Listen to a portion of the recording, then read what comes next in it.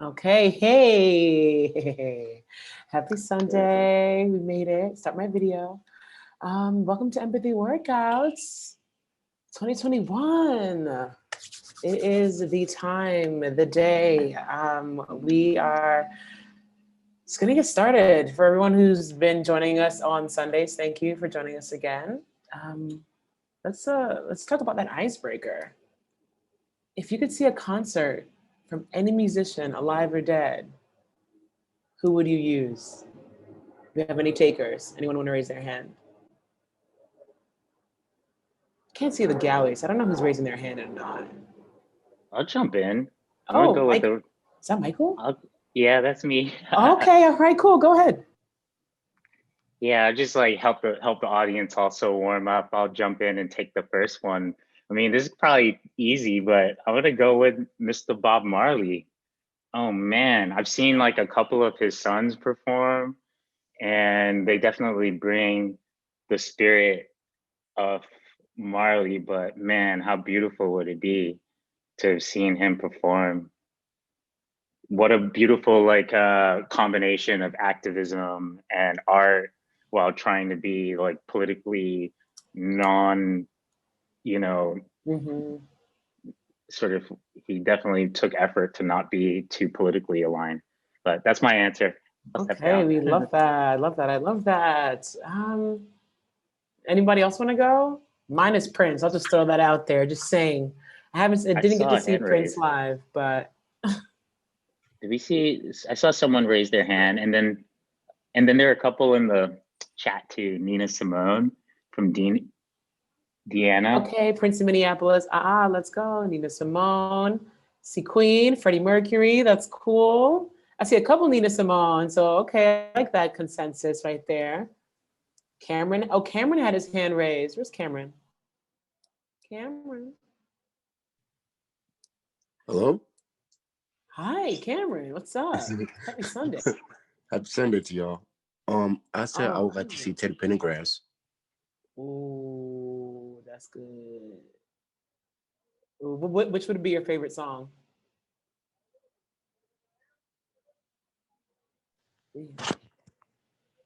Oh, I'm trying to unmute myself. Ah, I love Miss You, but Close the Door. I don't know. It's kind of hard to pick. okay, okay. I just wanted to see. I just wanted to see. Thank you. Anybody else would like to go? Anybody else want to hop in with a?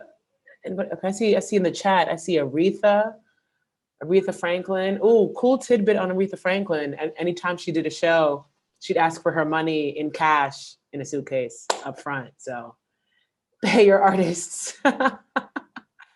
Hey, y'all, if you can't find the hand raise tool and you feel brave, just jump off and say hello. Jump off mute Yeah, and say please. hello and your name and where you're from. Al, Detroit, Billie Holiday. Ooh, love that. Hi, Al. Anybody else? Sharon, Philadelphia, Richie Havens, High Flying Bird.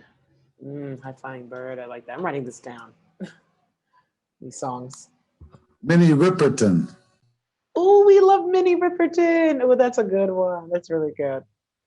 Oh man, this is exactly why we created that question, because what better way to get to know someone or exchange like almost these artifacts with people in your lives and to Right. hear the music that moves them and that inspires them. Awesome. My name's Veronica from Toronto, Canada. Whitney. Yes, Veronica. Thank you for that. We can't forget Miss Witt. Veronica's recording game is strong right now. Okay, Oh my gosh, I I need didn't know to I was upgrade. recording. I'm sorry. Oh no, I just meant the mic. oh. Cool. I think I see Sheree. She also said Whitney. Cool. I see that. I love that. Okay. Al Jarreau singing on my box right now. Look to the rainbow. Look to the rainbow. Beautiful. Any more takers? We got a few more takers. We got 2 more minutes. I'd love to hear some more. The Beatles. I see Billy. I see. Hi, My name is Risha from Arizona. I said Sam Cooke. Hi, The change is going to Risha. come. Hi. Ooh, yeah. Sam Cooke, the change is going to come. Definitely wish I could have seen him perform that live. Yeah, that's a Can't great find my one. damn car. Okay, find that car now. Okay. I'm telling you. Oh man, I love how many oldies Yeah. that we got here going into the Ooh. crates. Javier said Erica Badu. Yes, we love a good Erica Bash. Love that. Okay. All right. Well, thank you everybody for the input. I know, music is a big part of, I feel like, all of our lives. So it's really cool to see where these artists kind of impacted our growth and, our personal feelings. I know Prince really did that for me growing up. It was like, who is this crazy man wearing platforms and jumping around on a stage? I was really into it, It's really cool. Yeah, Michael, I want to pass it up to you so you can give a share of the run of the show, run of today's events. What's today looking like for everyone? Talk to us about it. Well, thank you.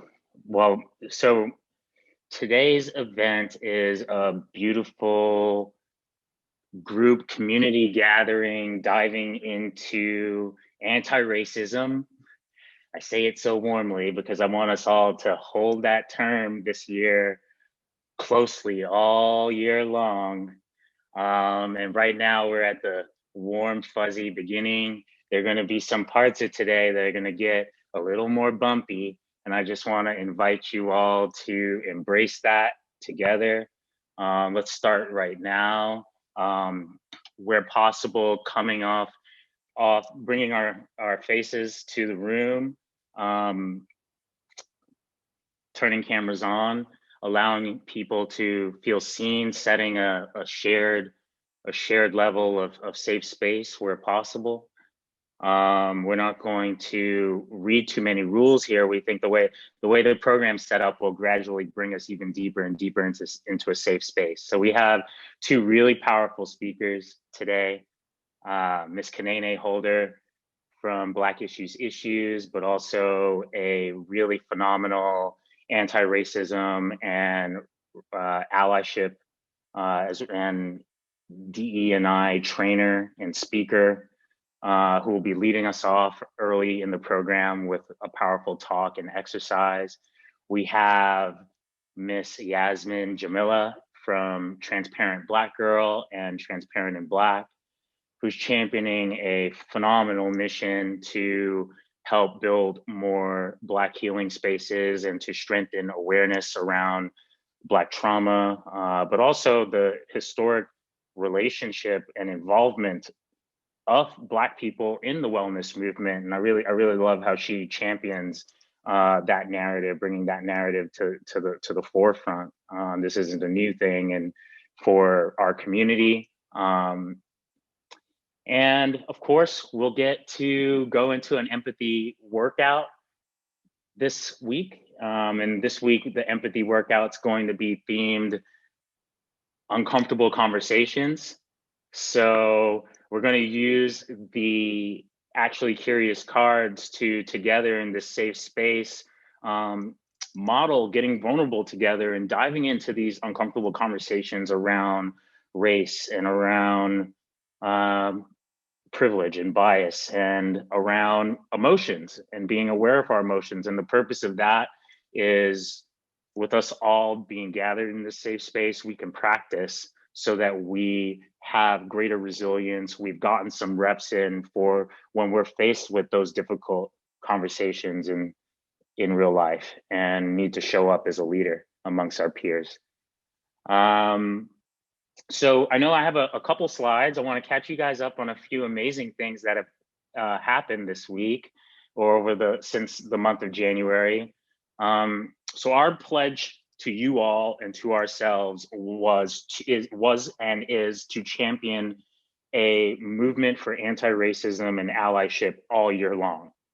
So on MLK Day, we launched the We Claim 1% movement, a movement to flip the narrative on the term 1% to mean 1% of the population, that would be 3.3 million people as a start, pledging to spread empathy together and pledging to advocate for human rights.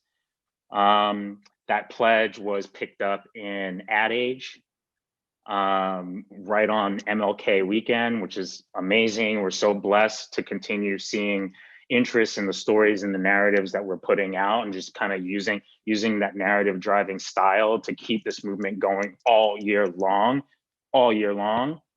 And so we hope that you all will sign the pledge, the We Claim 1% pledge. There's more information on the URL where you can understand more about what that's about.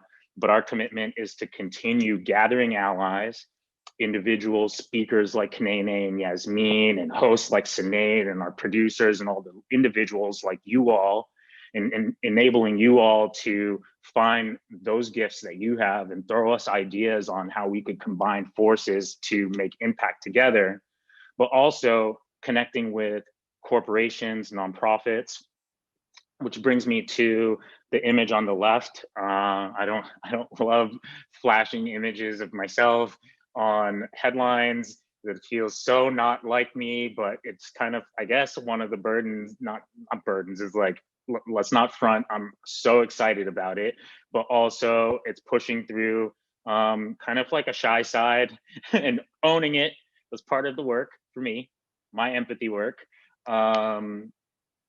This week, we announced an amazing partnership with a storied creative agency, Arnold, in Boston, and a multinational media agency called Havas Media, to bring these tools of empathy that we get to practice together here every Sunday, but to bring them deeper into corporate America. They represent brands like Progressive Insurance and Fidelity and Puma, and we're just so blessed. This movement just took another step forward. This is a big step in the We Claim 1% campaign. Over the coming weeks, we're going to iron out what tactics we're going to do together. And I'm just so proud to share this milestone with you all. This is a win for us all. And with that, Sid, I'm gonna throw it back to you to bring us into the rest of the program. All righty, folks. Hello. Thank you, Michael, for that.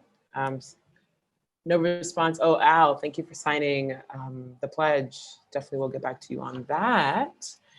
For today, the rest of today, we've got, like Michael said, we have Kanene, we have Yasmine Jamila. I'm going to be giving you an offering grounding meditation because we need that sometimes.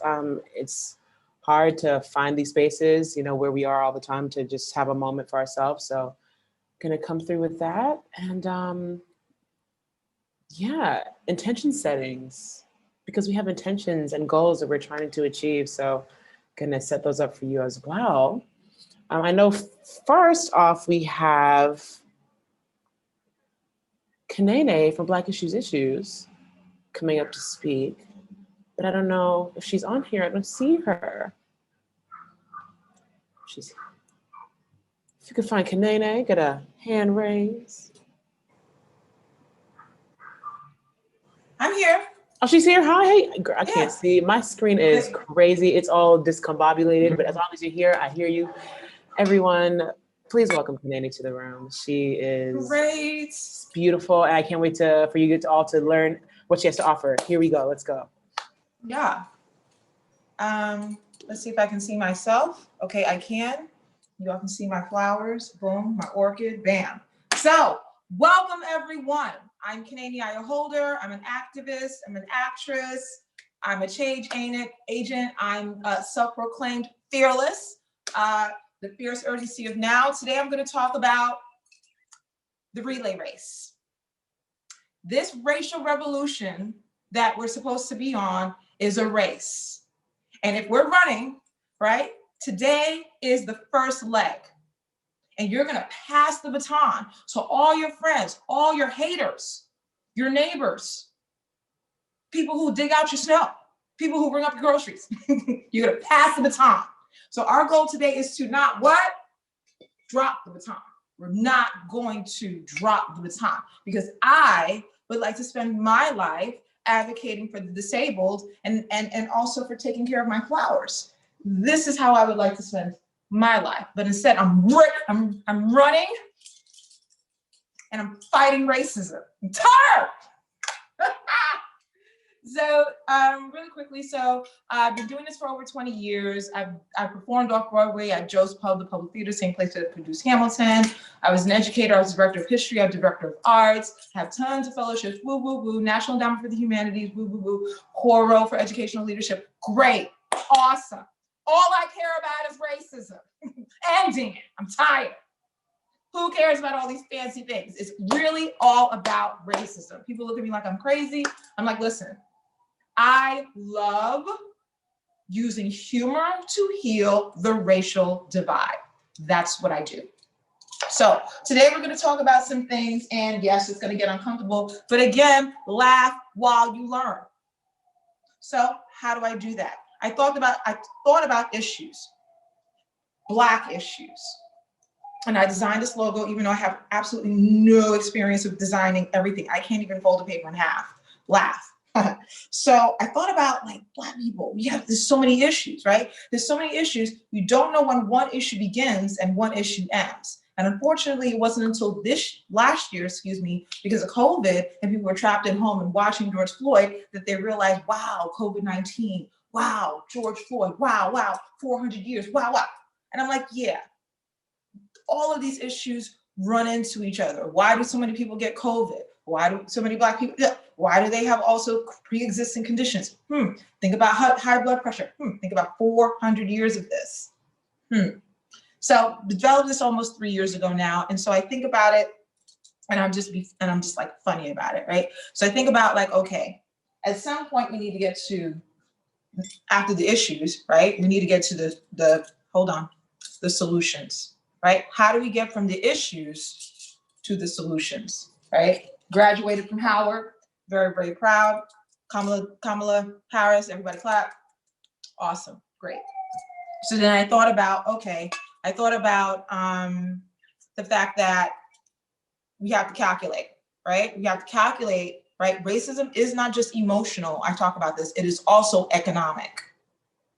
When we get over the tears, we get over, the emotion of it, it's also money. So how can we reallocate? That's one way to solve racism, is reallocation of money, right? So Blackulator, right? And I made a joke about it, about, like, reparations, right? A calculator to calculate the 400 years of racial oppression. It's a joke. It's kind of like Flavor Flav. Instead of a clock, it's a calculator, but it's also serious, right? So that's one thing, right? I thought about the fact that I can combine and I can leverage the Blackexpertise, Blackexperts, people who are experts in Black issues, and also, again, solutions, right? So this is another thing I came up with. What have you all noticed? What have you noticed about all these things that I'm showing you? It has the BL in front of it.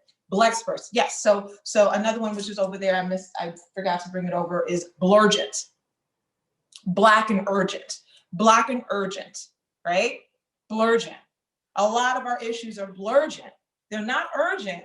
It's this other thing, like, well, like, we'll get to that, or, I don't know, we'll put a study together. I don't know, like, we won't put you on the front cover. Like, what do you want, right?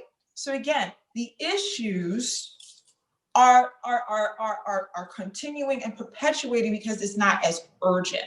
So Black Issues is actually a satire on the magazine and fashion industry's attempt to stay woke and relevant, right? How many times are we on the front cover of a magazine? Hence the issues. How many times are issues, Black issues, on the front of magazine covers, right? So that's what it is, right? And then it's just like, woke, okay, woke. But are we woke because it's trends and it's fun and it's sexy right now? Or is it woke because this is our sustainability?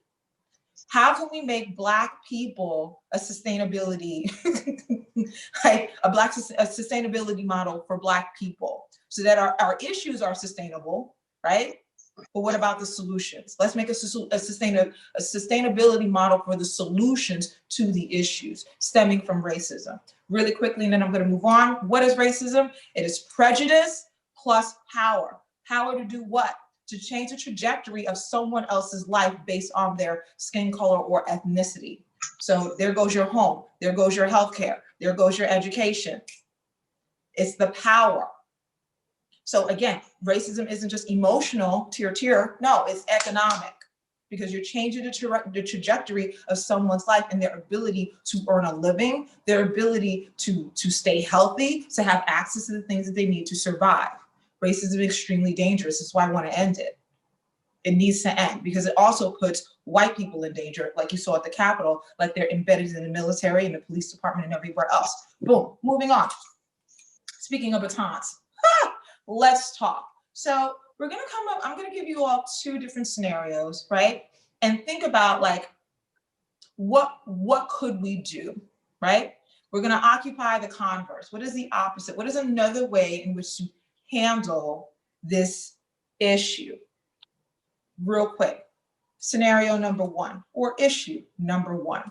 Walking down the street, Union Square, I saw a homeless Black kid, about like, I don't know, young, 20. And he wrote in colorful chalk, joy, joy, joy, joy, joy, love, love, love, love, love, hope, hope, hope, hope, all over Union Square, which is very busy in New York City. Bus station, Whole Foods, all of this, tons of people. And I went and racism plus power, yes. And so, I went to Whole Foods. I had to get like a plant. I'm obsessed with plants, by the way. I'm the biggest plant mommy. So I went, I came out, and I still saw him, and I said, And I said, hey, I was like, hey, how are you? Because he had 2 cats. I was like, hey, how are you? What do you need? I reached into my pocket because I'm blurgent, Black and urgent, right? Gave him the $5 I had, right? And I said, how old are you? 17. Whoa. Then I'm like, okay, are you here all the time? He says, yes. Whoa, right? So I'm seeing him. I see a little cat, super cute. I love it. He's, what do you want to do? He's like, oh, I want to be a nurse. So here he is, homeless, but still having the compassion to think about how he can better the lives of other people. Wow. So I go, okay. And so I'm just talking to him, and, and then this, for lack of a better term, white woman comes up and she goes, do you need anything? And I think like she knows him, that this is like a thing because he's there every day, that she's going to say hi to him every day and get him something that he needs every day, right? And so she goes, no. He goes, no, I'm fine. She's like, no. Do you need anything? Because I'm going to go to Petco and I'm going to get some cat food. Do you need anything? And he goes like, no, like I'm good. I have all my food for the cat. Like, I'm good. And she goes, well, I'm just concerned because the cats, because you leave the cats out here, and what's going to happen to the cats? And he goes, well, cats are notoriously like stray anyway. Like they actually love being outside. Like they have claws, and they can defend themselves even better than dogs as strays. She is like getting more upset. I swear to you, tears well in thine eyes. She is crying. So I go to her, mind you, it's like 30 degrees. And I go, this just happened last week. And I'm like, are you more concerned about the cat than about the fact that here is this young Black man homeless? What does she do? I want you all to I want to see the comments right now. What do you think? What was her response? I'm going to give it like a few seconds. What do you think her response was when I asked her that question? Are you more concerned about these cats, it was 2 cats, by the way, than this young Black man who was homeless? She ignored you and walked away. I'm not racist. She got mad. White fragility response. If you can unpack what, Ruby, thank you, what white fragility response is, please type it down. Defended herself or defensive, no empathy. Anybody else? Give it oh, thank you, Nabby. Nabby's one of my closest friends on the planet. Great. Give it like maybe one more comment. I don't know. He was homeless. She seemed offended. Ask who you were. Boom. Love it. Love it. Love it. Guessing she felt he was there by choice. I don't see race. I love it. I love it. You all should be laughing. You all should be like, where's my I have it here somewhere. My laughter emoji. Like you all should really be cracking up at yourselves because exactly, right? So yeah, I come with the props. You know what I'm saying? Yikes, we're gonna have this difficult conversation, but we're gonna make it as fun as possible. Whoop, whoop. Okay, so ding, ding, ding. Someone's gonna get a free mug today, you know, because here he is with the Black egg, right? The perpetuation of Black people being in some type of pain, right? And what is her response? All of the above. All of the above. What do you mean? You know, I'm a native New Yorker. I've been here my whole life. What are you even talking about? I had no idea he was homeless. I was just concerned about the cats. Tears. She almost got hit by a bus. I'm not kidding you because again, 14th Street, very busy. There's an express bus station right there. Like, and I was like, wow. It was literally textbook inability to one, be in the moment. What does that mean? It means to be in yourself, but not of yourself, so that you have room for everything else that's happening around you. She was so caught up in being defensive, it almost cost her life, which makes me question this phenomenon of whiteness and how it is unsustainable even for white people. I will say that again. The phenomenon of whiteness is unsustainable for white people. The ability to lie, to deny reality, to find an escape route, instead of just be in the moment and maybe be ding, ding, ding. What word do you think I'm going to use right now? Instead of all of that, what is one word that woman could have been instead? Let me see the comments. What is one word she could have been? Honest, compassionate, empathetic, quiet, empathetic, boom. Empathetic, reflective, present, accountable, aware, decent, moral, woke, maybe even. I mean, it's trending, right? Right? These are all, like, again, think about all of these words that we just typed down as options for how we show up in the world. It's like a spectrum, right? Like Roy G. Biv, like all the colors of the rainbow. These are all the different ways that you can show up. Kind, listening, compassion, right? Empathetic, right? Curious. Remember, the brand that we're all in right now is about empathy. It's an empathy workout, but it's also actually curious. So just to be curious, to be open, to say, okay, what else can I learn? How else can I connect? How can I connect with this moment? How can I connect with this person? What can I learn? What can I figure out how to love? These are all questions that all of us could ask ourselves literally all the time. What is something new that I can love today? What is something new that I can learn today? What is something new that I can share today? Right? Because those are open. What she did and what anybody else does when they get defensive, whether it's a phenomenon of whiteness or just anybody, when you get defensive, it's a closing off. Because you're not only closing off that moment, you're closing off the future as well. Because defensive means that person then does not want to engage with you because it's like, oh, it's too much energy. Whoa, right? So when you're open, you're literally open to an infinity of other options, other connections, other access points of knowledge and learning that could literally change the trajectory of your life. And it leaves the aftertaste of like, great. Awesome, right? But instead, unfortunately, and it's not just a racism thing, right? But a lot of times it is with the phenomenon of racism. We what? We get on our high horse. I'm this, I know this, don't tell me that. We get on our high horse, right? So what can we do? How can we show up other than, right? And how can you also de-escalate when you're witnessing someone get on their high horse, right? Boom. So then open. Let's, let me just see what everyone's saying. Great. Take that in, yeah. Yeah, how can we be open? How can it be open? Yeah. And my question would be, why is it hard?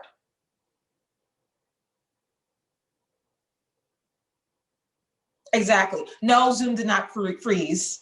I purposefully did it just like that. Me talking about race, my orchid trying to still assert herself. Why is it so hard?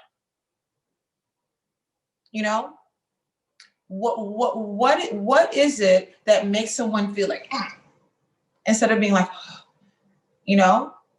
My philosophy, super quick, and then I'll go into scenario number 2, is I'm always there. I put myself in so many hard situations. I've lost jobs.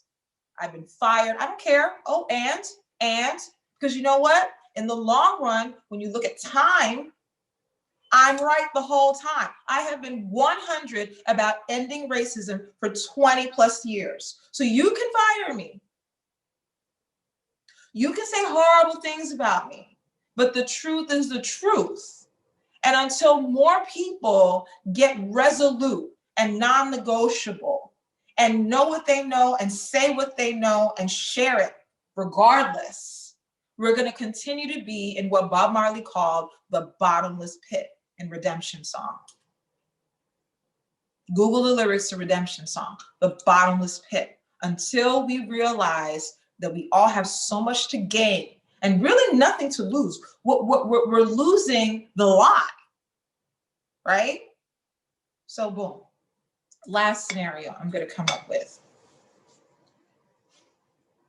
Think about the last viral moment about race that you wanted to share. And if you could put a caption on that viral moment, what could you share about that viral moment so that your words are more important than the racial violence that you see? I'll say it one more time. Let's say, you know what, I'll make it easy. Let's do the Soho carrot, right? The one with the daddy hat, right? And everybody started sharing the daddy hat. Urban Outfitters started selling the daddy hat because, again, racism is not just emotional, it is economic. So money was made off of this girl being racist, and then the daddy hat. So again, sharing something viral doesn't necessarily mean it ends racism. It just goes viral, right? So what caption could you put so that when something goes viral that is racist, you are making it you are so intentional in what you are saying that racial moment is a catalyst for your words to then make an impression in other people that racism has to end. I want to see that now in the comments, because if not, I'm telling you, Facebook's going to make money, Twitter's going to make money, you know, Black Lives Matter is going to get a Nobel Peace Prize, and and did that end racism, or are we in some way still dropping the baton? So that's my last question. I'm going to read some of the comments. I'm so excited. Woo! Thank you all so much, by the way.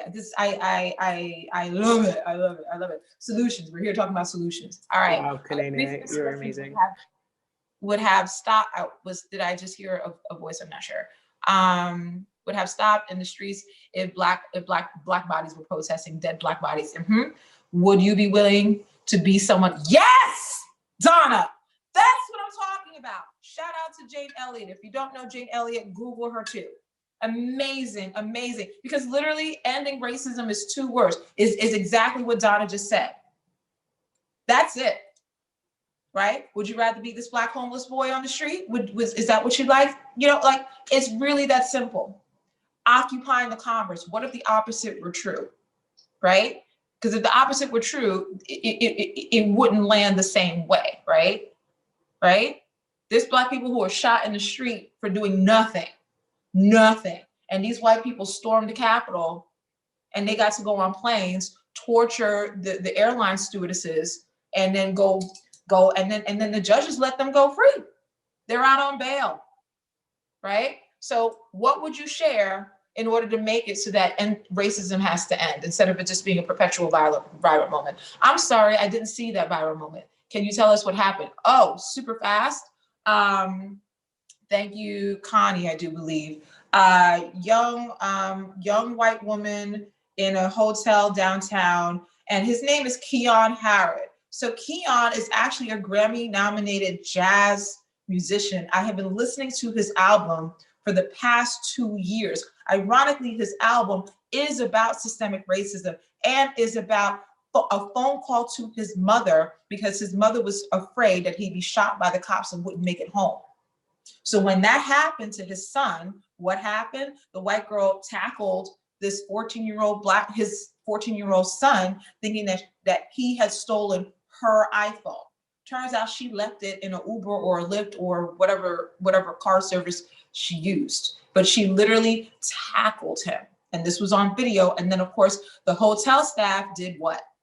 Anybody can answer that question. Took the side of the woman instead of the side of like, let's do our due diligence and figure out what happened. Because again, people get on their high horse and, you know, people don't use their brains. Instead, they use the notion of racism and that there's something wrong with a Black person. And then boom, you have what you have. And then she had an interview with Gayle King with the daddy hat. So everybody focused on the daddy hat and not the fact that why is she even out? Why is she not in jail for assault?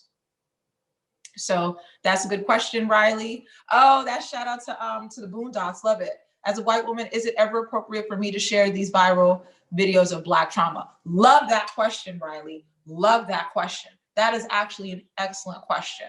I, for one, actually think that the perpetuation of showing Black death, or what I call, hold on, I have it here, Black ache, doesn't necessarily end racism because it is trauma porn, exactly, and that's why I created Black ache, because that's exactly what it is. It's trauma. Oh my God! Oh, the Black person. Oh. It doesn't work. It works for Sarah O'Connor. What the song with ASPCA with the dogs? It works with that, but it doesn't work with Black bodies. So I would just say, you know, again, we can talk about this later. I'm going to share with you how to stay in contact with me. If there are any other questions. Anyone else has any other questions? I know Riley just threw in that question there, and I know you've got a few minutes with Kanene. We have a few minutes left with Kanene. Yeah. Anyone else has any questions? I'm just looking at all the comments. Let's throw them out there. I love that starter question, Riley. Thank you. White vegans claiming to be empathetic, caring, and selfless. Yes, very true. Right. It's just like, you know, people are choosing a lane. When in actuality, we need to, you know, when I sent out the email blast today for this event, my email subject was End Black History Month. Because the reason why we have these things like Black History Month is because we have this, we segment and we silo. Oh, diversity right now. Mm-hmm. Black History Month. Oh, yeah, we'll do that right now. Okay, yeah. We're gonna do the women this month. Okay, great. Until we realize that we are all in this together, that a rising tide raises all boats, right? We're gonna continue to have this on-off switch where we do care, then we don't care.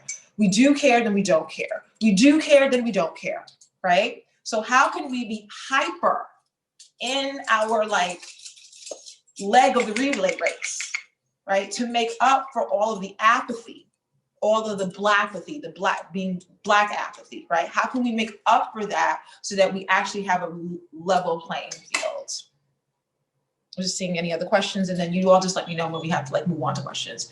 12-year-old daughter, why do teachers not get in trouble for being racist towards their Black student? Christine, might love it. I would say that the We Claim 1% is an excellent initiative, and also my initiative, which is to end racism, that I want my money back, okay? My tax dollars is financing my own oppression. It is taxation without representation. What are in the textbooks? White lies about America and the founding fathers and the wars that we fought, right? So racism isn't just this phenomena that you can clearly, acutely see. Boom, she said something racist to me, done. No, it's also the textbooks. It's also the Confederate monuments. It's also the street signs. In Brooklyn, there are 83 different streets named after slaveholding families. So racism, we have to broaden our definition of what racism actually even is. Because as we are defining and platforming what is and what isn't racism, racism is by default what is happening in America. So we have to, by design, create a new alternate system so that racism does not continue to perpetuate itself and put us all at risk in terms of our health, in terms of our safety, right? With the capital, right? That's really what it is. Because if we relegate racism to something that we can see or something that we hear acutely, it's a losing battle. It's been going on for over 400 plus years. You know what I'm saying? Don't drop the baton. So, Kanene. yay! Kanene, you are. Oh my goodness. You are a gem Oh of goodness. gems. I mean, Oh my goodness. the knowledge No more I high gained. Everyone, horse. please give it up for Don't drop the Kanene. baton. Do not drop that baton. Make America be America again. I'm wearing Okay. green.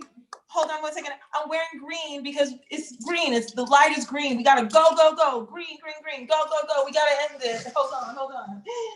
We have to end it. We have to end it. Okay, No more we need pigs liberty. Do not drop the baton. No we are more fighting pigs for flying. liberty. No more pigs Yes. flying. Yes. Okay, we are living our dreams through empathy and action. Yeah, solving issues. Whose issues? Black issues. Okay, through solutions. Oh my gosh, Kanene, thank you so much. Wow, everybody, please one more time. Give it up for Kanene. That was wonderful. Thank you, Kanene. Okay, you know what? Before we move into our next speaker, that got me excited. Whoa, we're gonna have a quick grounding moment. If everyone wants to just find a seat, just put your back up straight, both feet on the ground, hips and shoulders square width apart. Just want you guys to just close your eyes for a second and breathe in. Just get comfortable real quick. It's gonna be very quick grounding. Just get really comfortable. Close your eyes and just take a few deep breaths.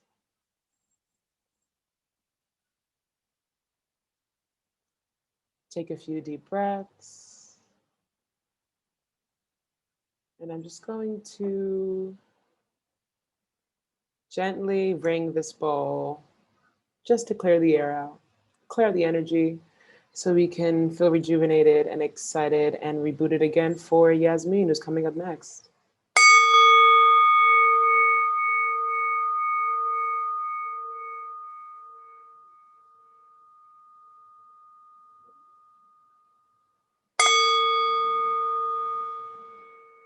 And just keep taking deep breaths.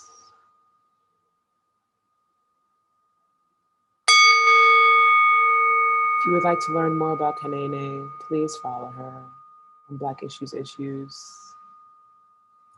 Please take this moment to regather yourself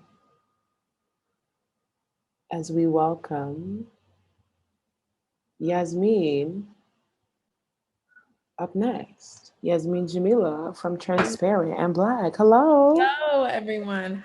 Hi. How are you? Hi, we're great. How are you? Doing well. Amazing. Thank you again for joining us today.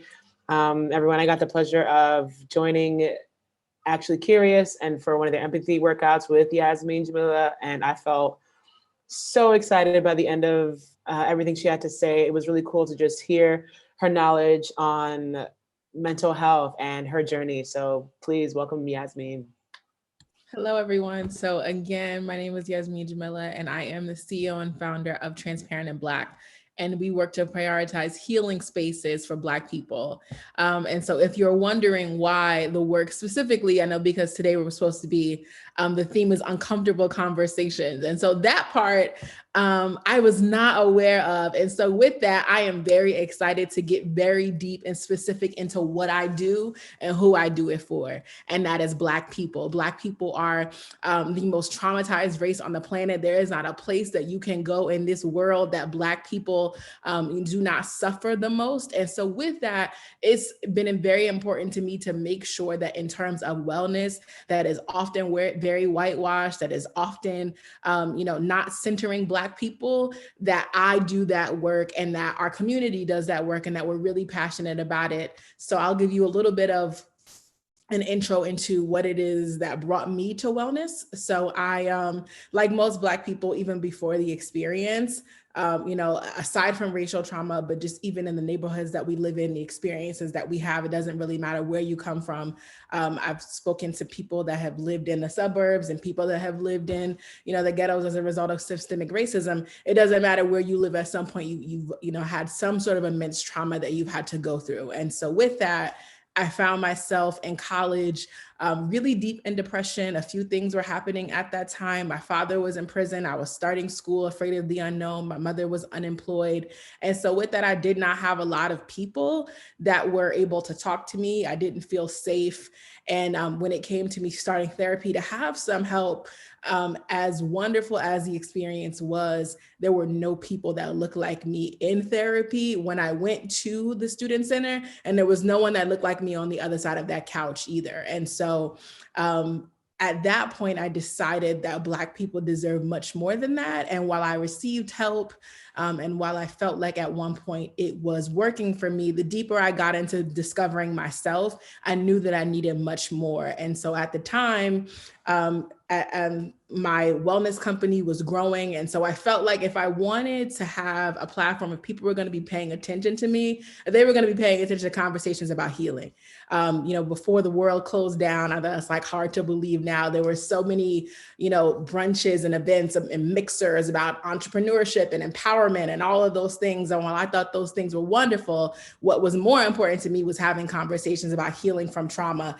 Even on my hoodie right here, it says healing from this trauma, so my kids don't have to. I'm a person that's really adamant about healing from trauma.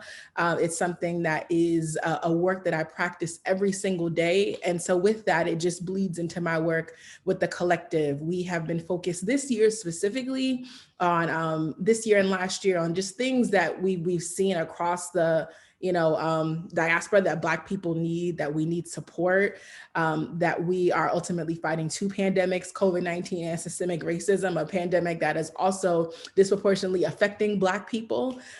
So we are dealing with a whole lot. And so we've tried to really center our programming on informing Black people, but also informing joy, reminding us that we don't have to look at the traumatizing videos that are continuing to, be on our feeds, and that those videos are for justice. They're not for us to feel like we have to watch, and that we can still advocate for our people without watching videos that are going to weigh on our psyche. There is no other race on this planet that knows what it feels like to see themselves constantly slain on television, on the internet, and that with that, I think that we are often just very immune to it. And so it's commonplace to have conversations with the people in our lives, asking them, have you seen the video? Have you seen this? And not having that information. And so I really decided at that point that if I was going to share information, that we were going to make sure that we guarded ourselves, that we understood and post trigger warnings if people did want to see the information, but to not allow it to weigh on us. And with that, we also wanted to have more conversations about joy. And so we had a lot of music time on our with our community. So we had yoga sessions to neo soul music to allow us to move to music that's reflective of our culture. We also had a lot of DJ sets of DJs from different places within the African diaspora to share with us. So we also even had like twerk and dance parties to reclaim our bodies and to reclaim autonomy, because Black women are, often over sexualized. So we had moments for that as well. So we have been focused on joy.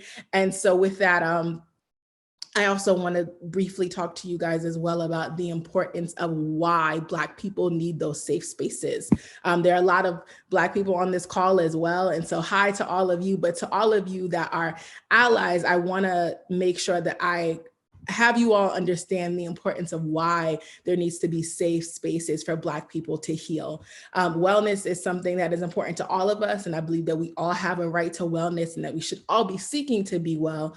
But when you are a person that is showing up into a space, desiring to have conversations, desiring to learn how to move your body and to explore wellness, and there are people that do not look like you there, you do often feel like you don't belong. You often feel like, even in terms of price points, when you look at, wellness places, even where they're located, there are not a lot of wellness studios in Black communities. And so it, allows for you to believe that you don't have a right to wellness, that being well is not something that you can afford. And so with that, we go to other things. We look at our neighborhoods and we see what there are a lot of in our neighborhoods. There are a lot of, liquor stores. There are a lot of, things that necessarily do not advocate towards wellness. And so with that, I am very passionate about reclaiming spaces in more ways than one for us to be well.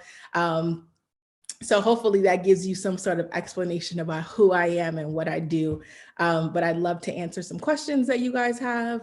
If you have any specific questions towards what's a healing space, what do they look like?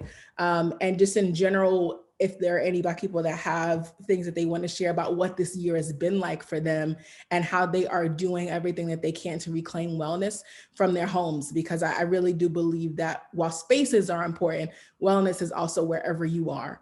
So I'd love to know how you guys are trying to reclaim wellness this year. What have you learned about yourself this year with being at home? So if anybody has any specific questions, I'd love to answer them for you. Thank you, Yasmine. Anybody questions? I just wanted to point out what Al said. He said one safe space he'd like to see is a scream room for the externalization of trauma in a monitored, physically safe space. And I love that. I have a friend, we make it a habit to go to 58th Street. I think it's 58th Street. It's on the east side, over by Bloomingdale's, and there's like this cool circular, just open space. And we just go in there and scream at like 2 o'clock in the morning, 3 o'clock in the morning, because no one's there. And it's just, the acoustics are great and just get to let out a good scream. Al, you're onto something. Locking it in, baby. That's good.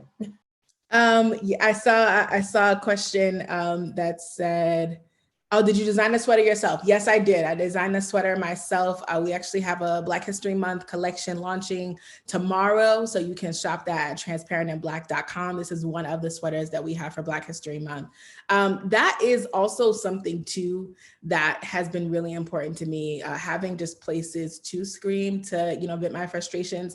I've seen a lot, specifically with Black men, having, discussions on social media about how they really do not have places where they can be angry, because when you're often angry as a Black man, you can often come across as a threat. And so that is so important. I remember in college, a few of my friends said, like, let's go smash glasses somewhere. Like, let's just go, relieve tension. And the conversation then shifted to like, well, where can we do that and be safe? Because if people find us throwing things and yelling, it can go left. We went to a PWI. And so, unfortunately with that, there were a lot of, police patrols and things like that. So that is definitely something that should be important. Are there any healing spaces for young Black children? Absolutely. That's something that we're also working towards too. I know that I'm a millennial, but the work that I do is not just for millennials. When we have conversations about healing from trauma, for me, that includes the generations to come, but also the generations behind as well. So, I'm having conversations about wellness with my 70-year-old grandmother, as well as my 10-year-old niece, so just having conversations across the board with families. I really believe that, while millennials we're doing so much and we're doing, really well while doing so, I think it's important to make sure that we include as many people in the process as we can, to make sure that they don't feel left out of it. So that's something I've been really passionate about, making sure that we include as many generations as possible. So absolutely. Let's see. Does anybody else have questions?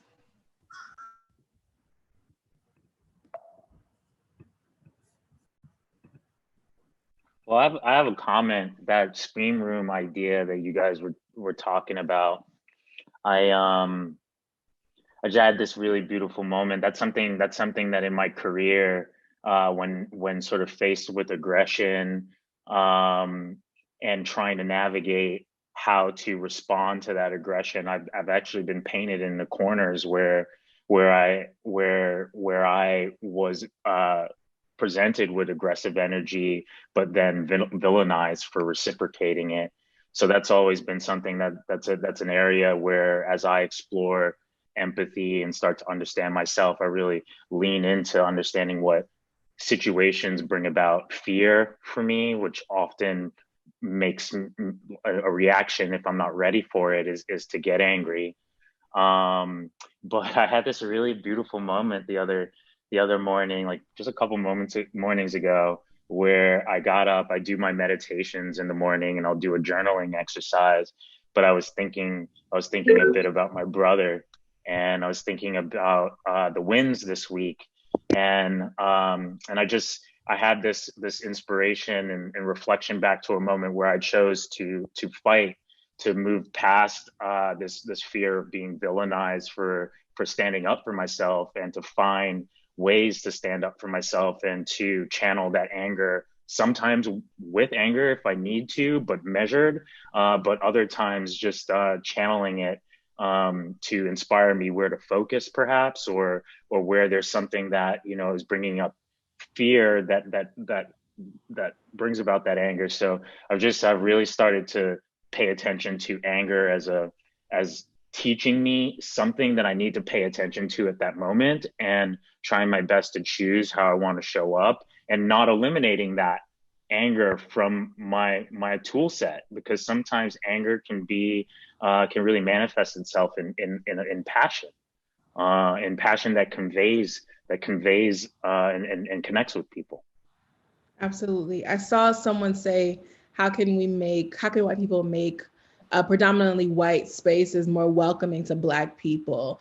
I would say to have representation front facing and facing it in terms of who it is that you're working with. So, and the reason why I wanted to have some time for questions, just because I wanted to just break down some things and also have a conversation about why mental health is important. Black people need to also have access to all forms of wellness. And so for me, I like to look at the 5 components of holistic health, period. And so looking at that, understanding that that is not just mental, but that it's physical, that it's awareness. So, and I also think that wellness looks very different to Black people with that. That it's much more than just yoga and green juice. Like, you know, we're often taught that wellness is in yoga poses, it's healing from trauma, it's, you know, securing financial, you know, wealth for our futures, for our children's futures. And so with that, we do need our own spaces. But I think that in terms of welcoming people Black people into your spaces, it's not just, you know, one-off partnerships. I know we talked about a little bit earlier with Kanene about sustainability. And so for me, I've been really passionate about even people that have been wanting to partner with us, having sustainable partnerships, things that are going to be able to help us years and years from now. There's been so many people wanting to work with Black folks, you know, all across different, you know, spaces, whether you work in, you know, empathy, whether you work in wellness, whether you work in beauty, you know, whatever the case may be.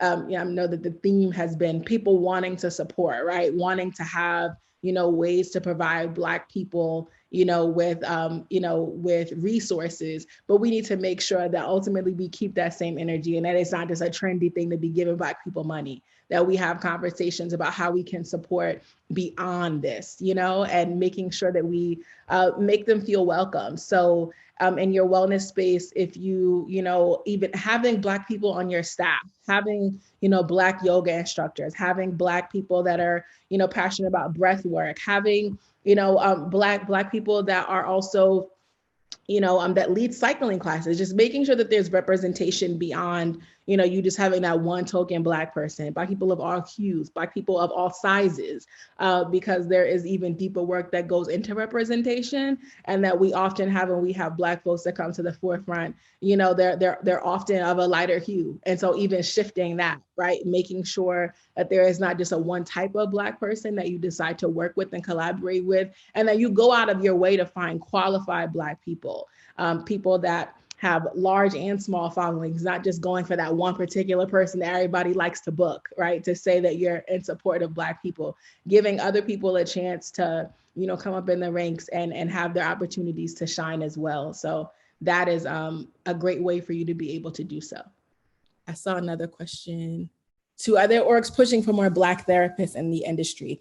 Absolutely, and there are also more databases for Black therapists as well. Therapy for Black Girls is a great one that I've seen that people have been able to find therapists with. And I think that even like the larger ones like Psychology Today and things like that have now had like search engines where you're able to, you know, put in if you want to work with a therapist from a certain background. And so that's really helpful also to, you know, not just have to go to places in terms of like search engines. That way, even like the larger search engines want to include us as well. So inclusivity is something that's really important.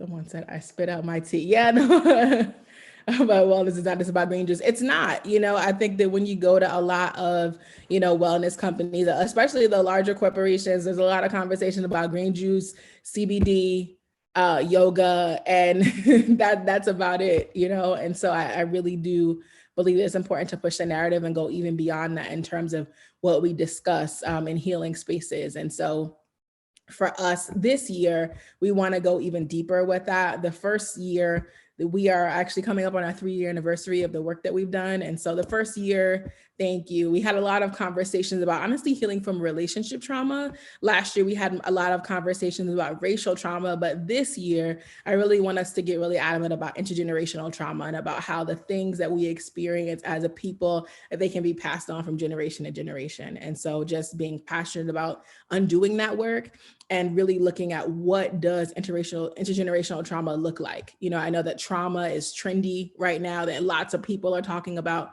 the fact that we are traumatized, but we are passionate about this work, and we have been, and we will be even long after it's trendy. And so I really wanted to make sure that we take this year specifically to talk about that and to even work to redefine the healing spaces that we have.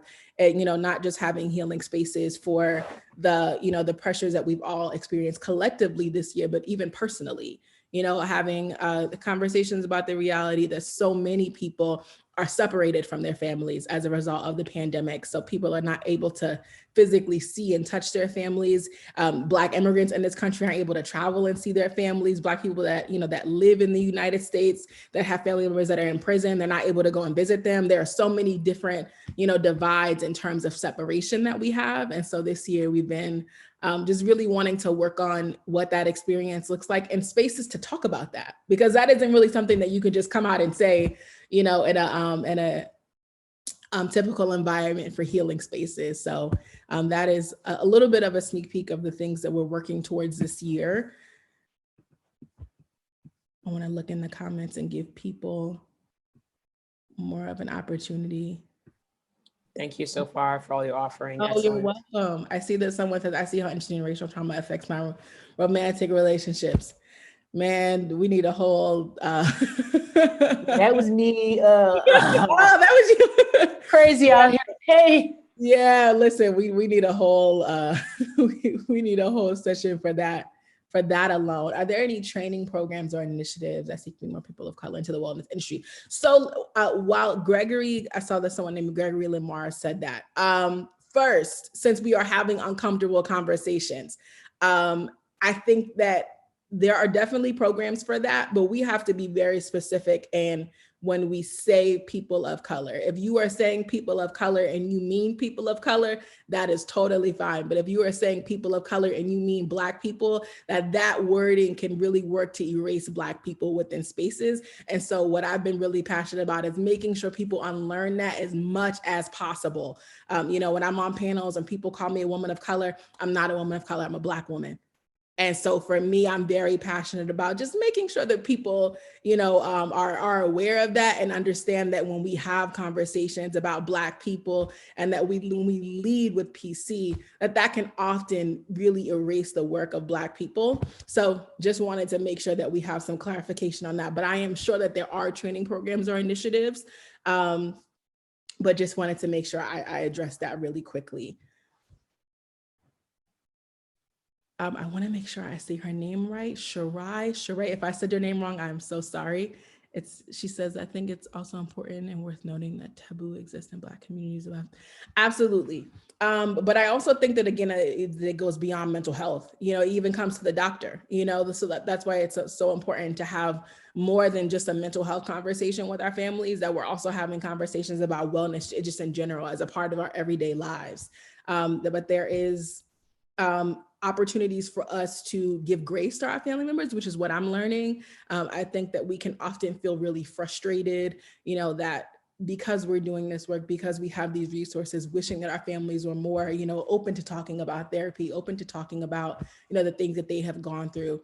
But, specifically for the Black people that have been in this country, there has been just an idea of having to keep going on, and so they knowing that they necessarily did not have the luxury to sit in their experiences and to assess what they can do. And so I think that if we go into situations with grace with our family members, to understand that we have the luxury of having resources, having these conversations, and that, just as much as 30, 40 years ago, that if you were to even mention that these were things that you wanted to address at all, it was a sign of weakness. And quite frankly, you didn't have the time for it. You were figuring out how you were going to take care of your children. You were thinking about how you were going to sustain yourselves. And so I really tried to keep that in mind with all of my family and my immediate family. I am the only person that goes to therapy on a weekly basis, probably, on a monthly basis, but with that, I do all that I can to make sure that I practice the work and that I lead with grace with them. And just, honestly pray for the absolute best, but to remember that, it definitely is a struggle, and that even in that we are all learning and unlearning as best as we can. And so with that, with our family members, we just have to be gentle with them and know that some of them may come around to it and some of them might not, but that your work is for you, and that if you can help your family along the way, then that is wonderful. But if not, then, you just have to keep going. So I did want to just, share that as well. But yeah, and being gentle is not always easy, absolutely. But it's something that I find that's really important to me. I've really tried to practice gentleness, not just with others, but with myself, because I've realized that when I'm not gentle with me, I'm not gentle with anybody else. And so even realizing that gentleness does not mean that you cave to everything, but you can gently, separate yourself from things as well, and give people space to to get around to doing the work that you've been doing for you.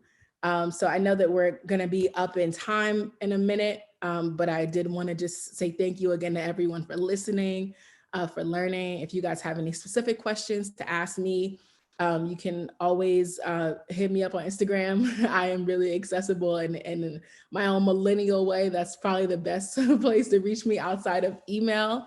My Instagram is Yasmine Jamila. I'll leave that there in the handle. And then of course, for all things Transparent and Black, you can follow us on Instagram and all social channels. So thank you guys so much for having me. And yeah.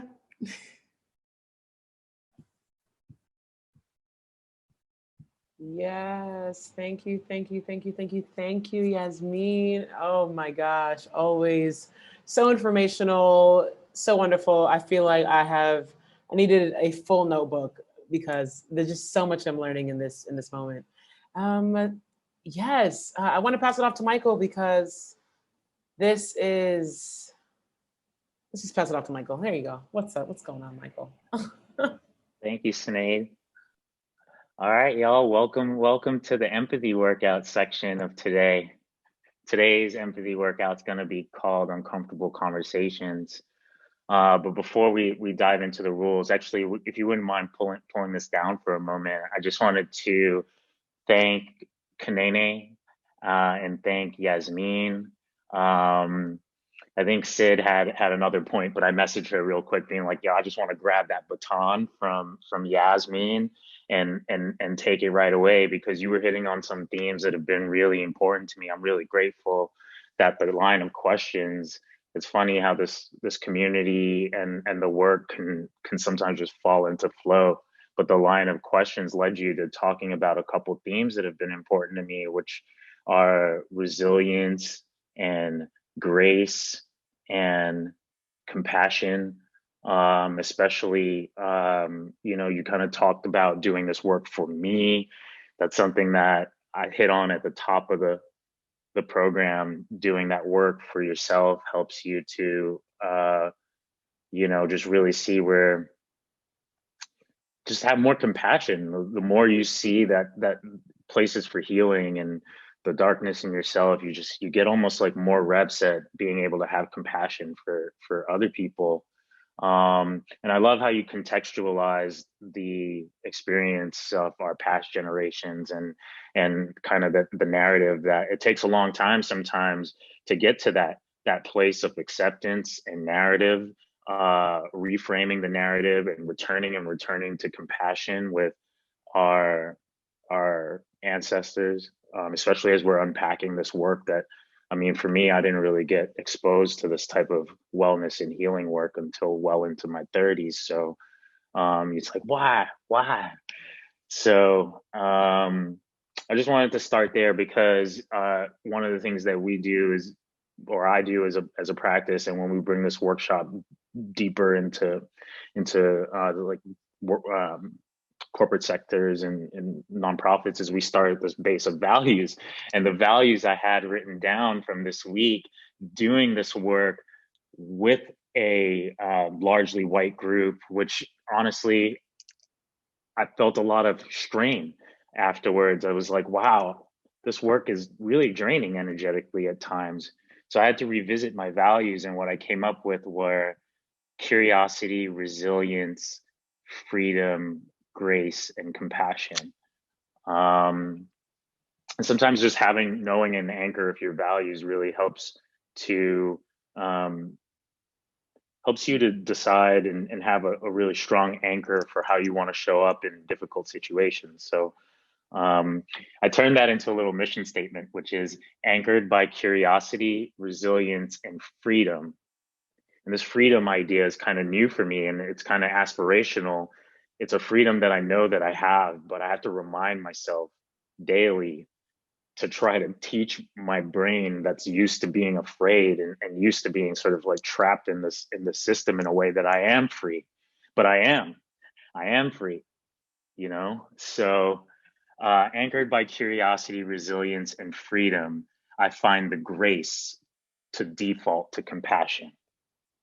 A lot of people ask me the question of how do you be graceful when there are these seemingly opposing sides that are so angry and so hateful, and so that's really tough. It's a question that I have to like reach into myself and find different ways, because the fear grips me, and my default is to come to the situation with anger. So this is very much an aspirational mission statement for me, but it's towards what I hope to model here with you all. So let's dive into this uncomfortable conversation. I'm going to introduce you all one quick tool that's going to help us keep our resilience throughout this exercise of uncomfortable conversations. I'm going to warn you that we selected all questions that are really pertinent to diving in and having difficult conversations with our peers around Black history and Black trauma, and race more generally, because the questions don't specifically reference Blackness, but just wanted to set that context. So will you pull the slides back up? Thank you. So as far as tools, this is an introductory part of our empathy leadership work. It's called the language of feelings. It helps us to have the same lexicon, starting with the 3 types of empathy. Next slide. which are cognitive. Cognitive refers to an intellectual understanding of the core emotions. We're going to show them in a minute, but just so you hear them once, they are joy, fear, sadness, anger, and shame. And Al, thank you for that really great probing question. It's something that I wrote a note because I want to have next week. I'm going to have a better answer for you on that, on why 4 out of the 5 seem to play to a more sad or negative place. But I think it has something to do with our protection mechanisms, our subconscious for all of eternity, from prehistoric times, and needing to have a keen way of communicating with one another and experiencing and witnessing and communicating danger. I think that has to do with it, but I will have a better answer for you on that. And thank you for that push. Somatic and emotional empathy. This refers to being able to almost feel the emotions of another person or a situation, or to translate that emotion through creativity or through language. And effective is having a firm grasp of both cognitive and somatic empathy, and being able to choose when to dial up one or the other based on what the situation calls for, which is almost where we're all kind of aspiring to go with this empathy work. But there's no right or wrong. Some people will have a bit more of a cognitive or analytical leaning. Some will have a bit more of an emotional or somatic leaning. It's all good. And I think when you lean a bit more effective, you can actually see when you can almost leverage the strengths of the people in the room to help keep that space safe, or to help bring strengths into a project. So that's what we're working on. So next slide. So I mentioned the 5 core emotions. The reason I wanted to bring this in before we got into difficult conversations is I really want to encourage you all to, when you're listening to other people share, take a moment to check in with what emotions might be coming up for you. We have the privilege here of creating this safe space together where we can, and I encourage you all to go deeper into the emotions when you share from an emotional place. We don't always get the opportunity to do that in a safe space. So let's use this safe space as a place for healing. If you need to scream, scream. Because it will help you understand in future contexts what those feelings feel like as they're arising in you. And then you can apply a bit of that effective and decide whether you want to translate that into anger because it's called for.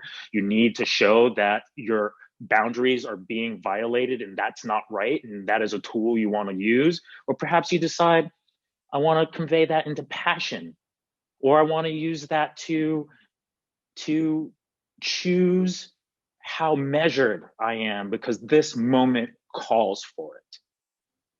So the 5 core emotions are joy, fear, anger, shame, and sadness. And those of you who've done these exercises before, when you volunteer, feel free to try to model for the community what it looks like to check in with your body and share what might be happening, what kind of physical triggers you're feeling around emotions, and labeling it. But we'll save the focused exercise on that for another day. So let's dive into the rules. Okay, so the rules today are pretty close to the traditional Actually Curious gameplay rules. We'll start with 3 brave volunteers. So please start using the hand raise tool or writing your name in. Megan Lee Joy, Sid, Caroline, just catch those names for me and help me figure out who's already volunteered. After I will pull the first question. After the 3 people share, this is where the modification is. We're gonna pull up a poll This is our first time using the polling tool, so we're excited about that. Hopefully it goes well. We're gonna pull up a poll, and we as a community will decide whether we'll stay in that blue level or we'll go up to green, because we have to use one color from blue before we unlock green, one from green before we unlock level yellow, so that we're building trust together. I'm gonna ask one person from each round to volunteer to stay on with us, and then we'll get 2 new volunteers that come up, and then we'll move up to the next round. And we'll get as many in until Megan Lee Joy tells us we're running short on time. All right, so hopefully I've got a few volunteers. Take a look at the comments. Who we got? We got Deanna Brown joining. So who's gonna help us kick this off? Veronica, we've got Veronica. Amazing, can we get a spotlight on Veronica and Javier? Is that a capability we could do? And one more, we need one more.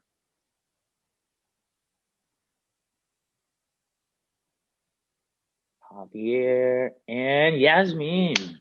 Yeah, Yasmine, thank you for coming back. All right, here we go, team. You ready to help model some vulnerability and having these difficult conversations in safe space?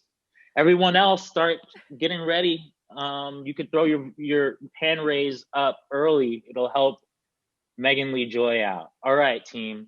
So our question to lead this off is gonna be, what is something you pretend to know about and why? And if we could throw that in the chat, I really appreciate it. What is something you pretend to know about and why? Like, why do we pretend to know about it? Is that what you mean? Yeah, what is something you in particular, and actually I'll use this as a teaching moment. Speak from the I perspective. So you're really referring to your experience when answering these questions throughout the workshop. That'll be a good reminder for you all, and I can help throughout. So Veronica, what is something that you pretend to know about and why? I told you it was going to be uncomfortable conversations. I know. What do I pretend to know a lot more than I do about colonization. And why do I pretend? Because I feel guilt for not knowing enough about it as a person of color, and so I find myself using buzzwords, and even though I know it's an excuse, I don't make time to learn, to get a deeper understanding of it. And Veronica, real quick, how did it feel to have to answer that question? I felt like I was in the spotlight. Pun. Yeah. Intended. Any physical sensations come up for you? I won't do this to everyone, I promise. Honestly, it's like I said, I think I said it all, like I feel guilty because I don't realize, it's almost like I don't realize anything about myself either, and therefore other people of color. And I just feel very guilty right now. I feel like I should do some Hail Marys. Anyone else in the audience can relate to that? Just a head nod. Yeah. All right, who's up? I'll go. I pretend to know a lot about imposter syndrome. So that was mine. Honestly, I have so many conversations with people about imposter syndrome. I even have like little cute things that I say to try to like help people. Lately, what has been like my go-to has been that for me, giving into imposter syndrome, like ultimately I try to like deprogram my mind to understand that like anytime that I question myself or anytime that I lean into imposter syndrome, that I'm questioning God.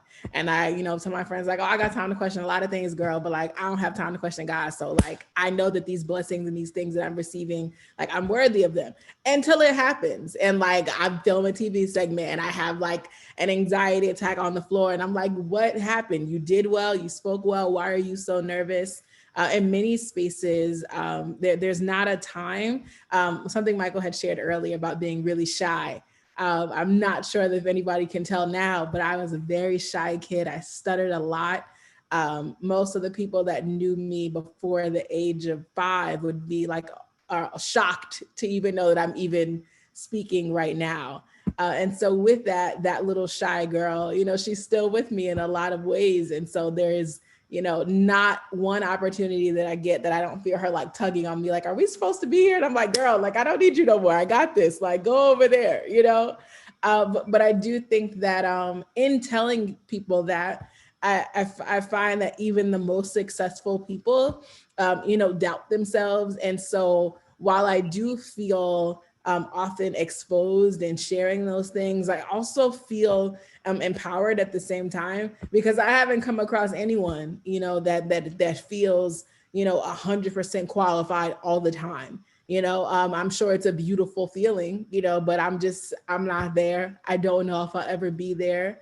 I know that nothing is by mistake. And so I try to lead with that. But I guess that would be the way to describe how I'm feeling. So a little nervous, but I also feel good. Thank you, Yasmine. Javier, you're up. Immediately I was like, oh, everything. And then, which is probably some like imposter syndrome, like needing to unpack things. But I think like more focus, it would be like queer and ethnic studies, like academic literature. I like collect a lot of it and it comes up in discussion with a lot of my friends, but I'm just piss poor at making and like blocking out the time to actually like read and like go through a lot of it. So I just kind of like go through like back book, like I guess like summaries or like breezing through it as a means to like surface absorb it instead of like, yeah, the time to like dive into it. And then, so what are the 5 core emotions again? Joy, fear, shame, anger, and sadness. That's what's shame. Okay. That was the one I forgot hilariously. So like immediately it was this sort of like, I felt this like shrinking, somewhat cold feeling. And it was like a mix of like fear and shame and just like very like singular like explosion of like a moment of like, oh snap, like what is it? Little like head tingly, I guess. And then I took a breath and it kind of like slowly assuaged itself. Thank you, Javier. Thank you for modeling that check-in. I just want to share, I guess because I was about to put you guys on the spot and I know what it feels like, I felt this tightness in my chest going in that's now dissolved based on your openness. So thank you. All right. Thank you for leading us off in round 1. I'm going to invite one of you all to hang on for round 2. Does anyone want to throw their hands up? Yaz, you're out. So I'm going to, Javier, you're going to, wait. Yeah. Who is it? Javier, you're up? Cool. Thank you. Thank you, Veronica. Kanene threw her hand up. All right. So Kanene's up for round 2. And can we get one more volunteer for round 2? I see you. I'm That's in, one. Deanna. And Deanna is up. Amazing. Now, community, help us advance by picking. Do we go up to the green level, which we've now unlocked, or do we stay in blue? It's our first time using this poll. Love this poll. This is Yeah. hot. I love how it popped up in the middle of my screen. Yeah, empathy workouts taking the next step. I would say green because it stands for go, and we're being kinetic and we're not dropping the baton. That's what I'm doing because of Kanene. Shout out. Is it unanimous? Is it unanimous? Let's go green. Javi, did you vote? Did I? Yeah. All right, Go cool, green. cool. It looks like we're green because the math says 22. That's more than half. Okay, so team, let's move into the next round. All right, let's see what we got cooked up for you. All right, green level card number 1. Thank you, Deanna, for hopping up. Okay, the question is, what's something that triggers fear in you, and how does your body respond to fear?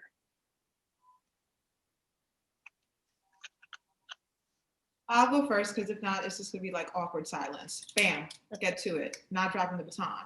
I don't fear anything. Just like I said before, I don't hide anything. Like, it's so much easier to just be free and be transparent. I don't know that, done. So the only thing I actually fear is when I send out information, I'm fearful that people don't read it and they don't get it. That's actually my fear. Nothing else scares me. Maybe rats. Rats scare me, mice scare me. I'll be honest. Like, ew. But other than that, I'm not fearful of anybody. I'm not fearful of the cops. I've been arrested. I've been hit. I've been stopped and frisked. All that. What the fuck ever. I've been hit by two vehicles. I've been hit by a truck and also an SUV.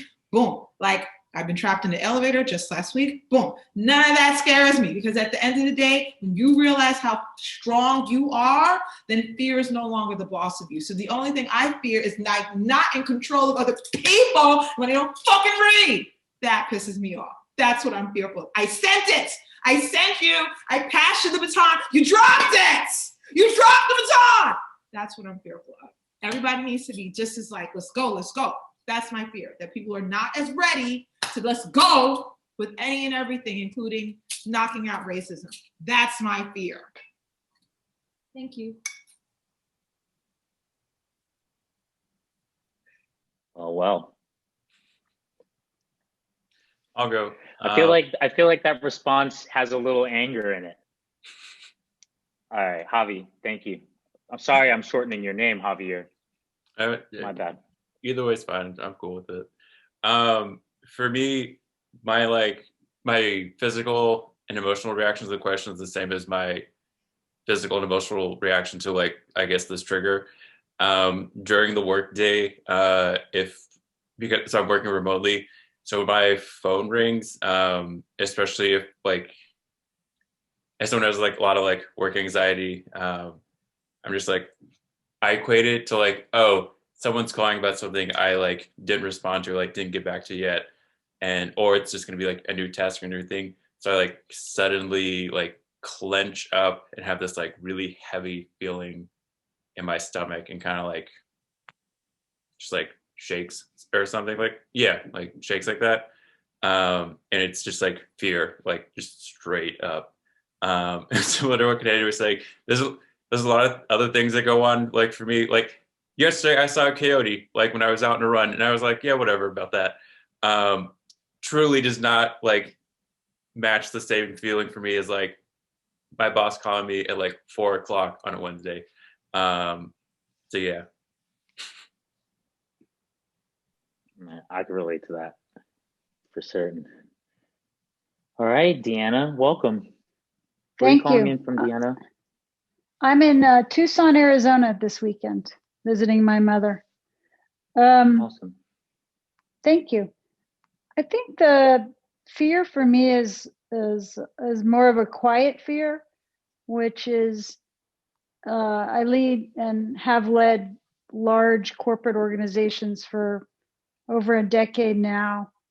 And there's a quiet fear around sort of approaching the topic of racism and approaching my Black colleagues and not saying the right thing, right? And, you know, paying attention, being engaged, trying do what I can as a white and privileged person to fight racism. But the fear is like not doing enough. The fear is saying the wrong thing. You know, it's just, it's palpable, and it's not something that's like shock. Like I too could, you know, snakes, spiders, coyotes, mountain lions, they don't bother me, but I'm really got this quiet, you know, and it's obviously heightened in the last few years, let alone the last few months, around leading an organization through what is finally here and now in front of us, thank God. And Megan knows that I'm committed to doing whatever I can with my career going forward, to fight racism, fight systemic racism. And, you know, what I learned last year after Black Lives Matters, and I'm in the music business and in the entertainment business, was what white and privileged looked like and meant. And fortunately, I have a number of very, very dear close friends who are Black, who sat me down and really gave me the information I needed to sort of activate and sort of move things forward. But I still have this fear that I'm not doing enough. I still have this fear that I'm dropping baton. I have this fear that I might say the wrong thing, that I might be insensitive. I might not, you know, I might not do enough in this lifetime. Deanna, so I have one quick follow-up question on that, because I think a lot of white leaders, female, male, share the same fear. I'm in a situation right now where I'm lucky to be in a contact zone with someone that I have a past rapport with, that's helping me to have these really difficult conversations without boundaries, without like as many boundaries. So I'm just curious if you can just share for you, you're one person, but how do you respond to that fear when you're faced with those situations? Like, how does it show up for you physically? And then how do you respond to that fear in that situation? I would just love to hear your example. yeah, I mean, I think when I first started, first phase for me was just to acknowledge the fear, right? Because when you're moving really fast and you're trying to do a lot of things, I was sort of almost picking and choosing the things that I would acknowledge. But when I slowed down, which was one of the benefits of the quarantine and even the pandemic, forced me to slow down. I live alone, so it was just me and the puppy I live with. So it forced me to slow down and really deal with all the emotions I was having around all the different things that were happening. And of course, the most prescient was the social crisis. And I allowed the sort of fear to come up. So I felt, anxious. My body would warm up or get hot. And I would feel this like tightness in my chest around my ability to breathe. And so I have a breathing practice. So I would sort of drop into that. What I discovered over the course of the spring and the summer was the more I could acknowledge my fear, the easier it was to get past at least those physical reactions.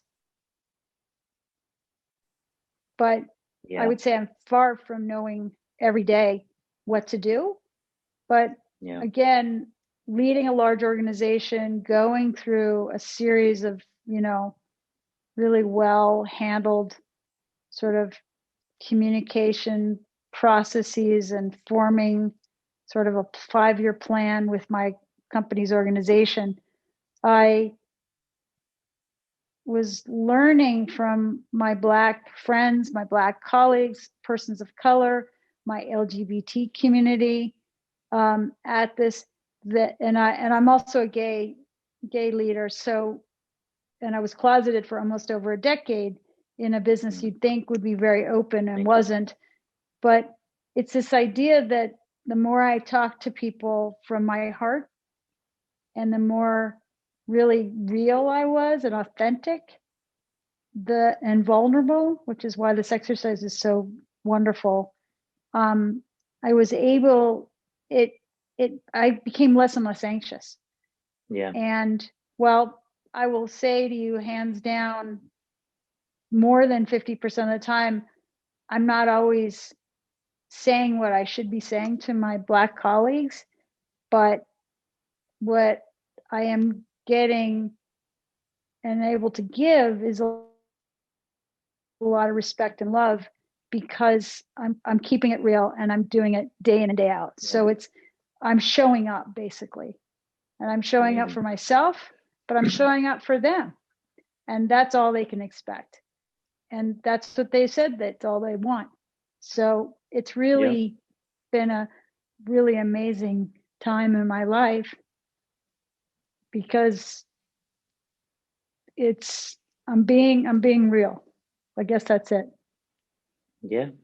Being authentic, getting in the arena. Thank you, Deanna. Thank you for sharing. Thank you.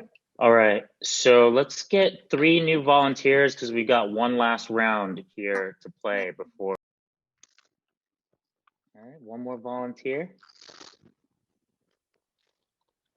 I don't know where the hand raise tool is, so. Allison, Farley, and Julie. Allison. There we go. Excellent, excellent. Thank you for your leadership, y'all.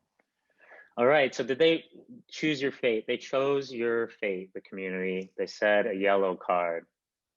And I've forgotten how I ordered these cards, so I don't know what's there. All right, so let's dive in. We're gonna give this round time, and just so you all know, we'll close out with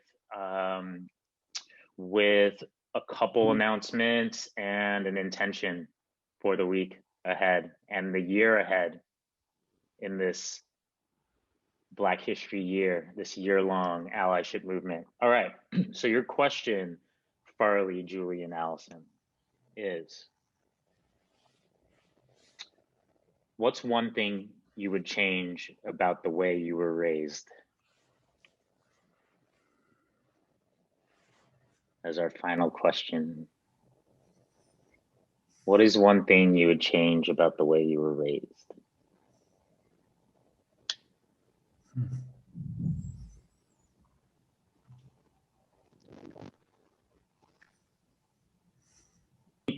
Julie, I think I heard you, but your headphone was a little fuzzy, it sounded. All right, Farley and Allison, looks like you have a little more time, and community, feel free to add in the chat your answers to the question.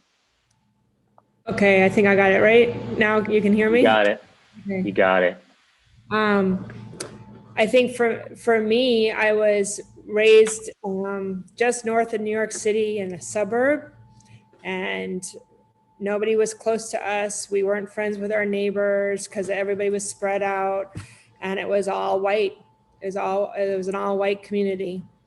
And it's kind of funny because I would change that, because I don't have, I have tried now in my adult life is like I have friends from all over kind of thing. But I think I have 4 children, and I live in Chicago now, and I voluntarily chose and picked Chicago to live in, and to live in a community with my kids. And yet it was still a bubble, and it was still a thing of, we had a couple of friends of color, but not a lot, in Chicago at the time, and still is pretty, can be segregated,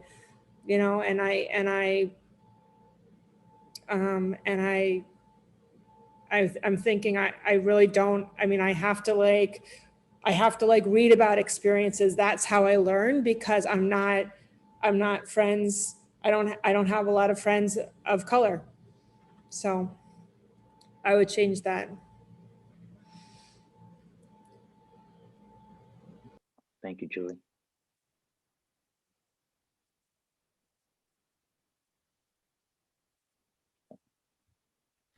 Farley, you talk? Is that you? I guess I'm talking. there? I was hoping Yeah, Allison would go first. Well, about Let's a go. year ago, I started therapy for the first time. I was really leery of it.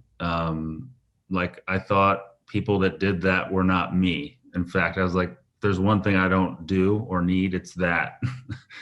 And I don't know, I think I'm coming to terms with my resistance to it. And it's been a really interesting process, which is basically all about this question. And I was asked this question the other day. Someone in the chat did something similar. The therapist said, let me just tell you who I think your parents are based on what you've described. And he described strangers to me. I was like, wow, these are not who I think of my parents as being. And it was really provocative. And we started talking about my father, and he basically asked this question, like, do you think your dad had much of an interest in being a father? I was like, well, Jesus, he certainly, I consciously thought, yeah, he was great at that. And in truth, I don't think he was very interested in it, or very open and vulnerable, which is what the comment was. And so if I could change something about my upbringing, it sounds so unrealistic, but I wish I could know then what I know now about really whatever fronts my parents were putting on, right? So generational trauma, I can't begin to understand, but I think all of us are inheritors of a certain kind of framework of, reactions to whatever circumstances we feel threatened by or motivated towards. And, your folks, hopefully they did their best, but even if they did, they're gonna leave a mark. And so if I could, I would really love to, I don't know, have a conversation with my folks as an adult while I was a kid somehow. Yeah, thank you for sharing that. I've been watching comedians in cars having coffee, and there was this really interesting statement about how like all these comedians who are probably in their late 40s or early 50s worked so hard because of the hardship that they grew up in, but now their kids are going to be, because they're so privileged, they're basically now going to they feel horrible and have to work on that. So it's like a new problem. There's a weird kind of, I think we all are undoing something from our childhood in a way. So I definitely think there's trauma for us all to reflect on. All right, Allison.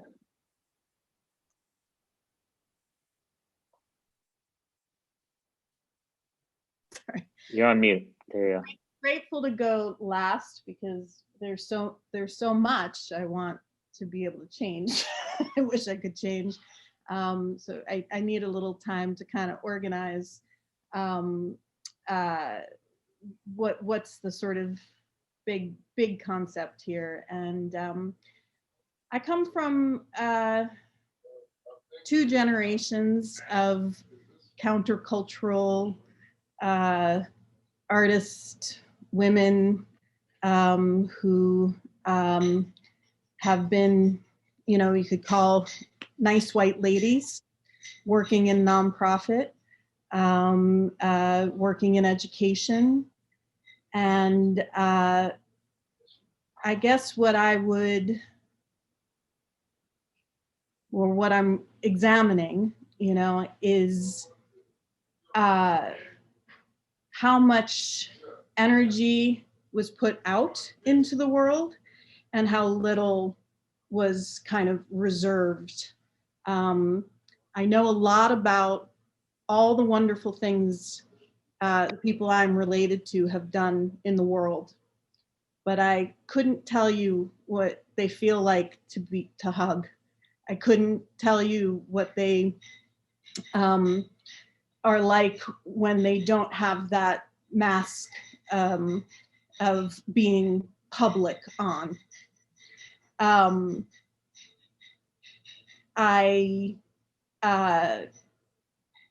You know, my family we talk about what people do and have done and are doing, but we don't talk about how people are feeling, what people are struggling with, how they're dealing with sort of the part of themselves that they present to the world and the part of themselves they wake up with, you know? And there's a lot of anxiety that arises, I think, when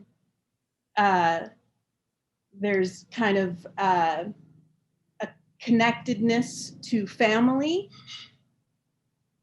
because the demand for perfection, the demand for just these impossibly high standards can make us not very nice to each other, you know, or ourselves, right? It begins with the self, and then we see that reflected in each other. And, you know, you know, I think a lot about the women in my life who are like Kanene and fearless. And I see a lot of, I sort of have gathered that they have a lot of intimacy with the women in their lives. They have a lot of, you know, that feeling of being able to kind of take their hair down with each other, and just be themselves with one another. And I have to say that for all of the accomplishments of both the men and the women in my family, there is such a formalness within the family structure. It almost becomes an obstacle because you're thinking all the time like, wow, this person is so amazing. They've done this, they've done that. Wow. You know, but I feel rejected by them. I feel abandoned by them. And how can I feel that about somebody who's done such great work out in the world? Yeah. So yeah, thank you, Allison. Yeah, no, that was beautiful. Wow. There was so much in what you were sharing, and coming from, we're coming from very different backgrounds, but there's this commonality around a disconnect in a true emotional connection, a true level of openness, which Farley spoke about as well, and not modeling that or teaching that. I'm really grateful we're in an age and we have this context and this space to practice that more and more with one another. And I'd encourage you to give it a try with your folks. It's something I kind of skipped over, or with your people, or as many people as you can, actually. When Yasmine was speaking, I was just thinking about how hard it was starting to have these conversations with my folks, and who don't speak about their emotions, and who stigmatize mental health in the past. And now we've opened up, we've blossomed to this place where they haven't come to any of these empathy workouts. They're still trying to figure out how to use WhatsApp, but they are expressing openly their emotion and their grief. My dad's dad pulled me aside and said, you know, sometimes I feel lonely and I feel depressed, and I pick up the phone and I call you. That type of language that never existed before. So I don't know, I'm a focus group of one, but I've heard many stories as well. And I want to offer you all, just like, keep going forward and modeling that vulnerability here, elsewhere. Use us as a guinea pig in a safe space, but it has a ripple effect. It really does. Very great. All right, thank you. So let's bring it home and then hand it back to Synead for for our intention for the week. So we have two quick announcements. Oh man, now I feel like I'm beating a dead horse, but this movement's going to be going all year long. We're excited for the next big announcement. Feel free to do a Google of Forbes and Curiosity Lab, and you'll see the last big announcement from this week. It's just one other piece in the We Claim 1% movement. And if you have a story to tell, you've got access to a community that can help amplify this movement, then please reach out to us, sign the pledge, and reach out to us, hello@curiositylab.io. And next week, we're excited to bring back our dear friend, Tanisha Wood. She is a Black love dating coach, but she drops knowledge that's applicable across all love. And it's almost like our ramp up into Valentine's weekend, which we have a really exciting program that week as well. But next week will be Do You Love You, which, I think I saw in the chat something about focus on you or start with you. Do You Love You is about how knowing yourself. Kanene talked about knowing your values, knowing how you show up, knowing that you're anchored in who you are. And so now we're going to bring that to a love context, knowing who you are and how that allows you to be clear about the type of love that you're trying to, or partnership or community or collaborators or allies is quite applicable. It's funny how it works. But the more you know who you are is the more you can honor your boundaries and speak your truth and, see who sits there and who stands in the arena with you. And with that, I hand it back to our host, Synead, to lead us out in an intention. Hey everyone, thank you so much for joining us this week again. Thank you to Kanene. Thank you to Yasmine, and thank you to all of you for your input and for being so vulnerable and open and honest and authentic. It seems like that was the word and theme for today, authenticity. Moving into this following week, I just wanted to share this intention and set intention with you. Thinking about the work that we're doing here and what we're committing to every week when we join together. Honoring yourself by honoring the community. Intention for the week is I honor myself by honoring the community, because what happens to me happens to you and happens to all of us. So I really, really want all of you to take this with you and reflect on it. Try to activate it in your own ways, actions. How do we become more accountable and more aware of what's going on? We get active about it. So with that, I'm gonna set a little singing bowl action for you. Here we go. I honor myself by honoring the community. It's your time and our time to take space and to be vulnerable and to build this new community and new world that we are desperately in need of. Thank you, everybody, so much. We're gonna be doing happy hour for another 15 minutes. So if you have nothing to do, hang tight with us, please. Answer and ask a few more questions with these new decks. If you have to go, that's all right. I totally understand. It is Sunday. I know we've got things to do sometimes on Sundays. So if you're gonna head out of here, thank you so much for joining us. But we're just gonna hang out here for another 15 minutes if you wanna. We're gonna be here. Oh, I like that, everyone. I didn't really see anybody leave. I like that. Am I pulling the cards at this point? Yeah, pull the card. Do you have your deck? I don't have my deck yet. I didn't get it yet. It's not in the mail, but soon, and then I will pull the card. You'll have it next week. Yes. You'll have it next week. All right. Well, luckily I pulled some cards ahead of time. Okay. What's he pulling? And actually, this first one that I have on top is a really great one. Coming out of now. I like it. That last question. But if we could turn it down just a tiny bit.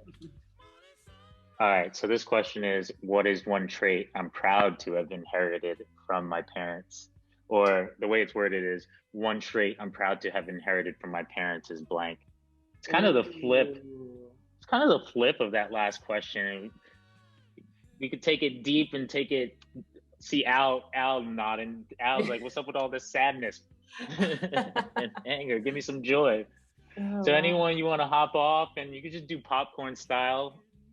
Which I guess means I'm glad I inherited my intellect from my parents. Yes, Al, come on. yes. I love a smart parent, okay?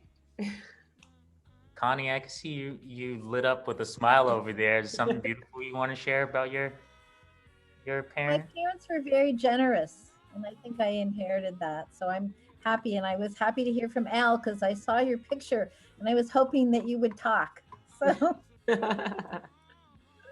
Oh, I love that. I love how we got a community looking out for one another, wanting to hear each other's voices. Guys, for helping create the space. Anybody else want to pop off? And I'll pop off real quick. My mom actually texted me a few months ago randomly and was like, I just wanted you to know that I think you got the best of me and your dad. And I was like, oh my gosh, Mom, that makes me want to cry. But the traits that I will say that I think I inherited from them and I'm super proud of is their humility and their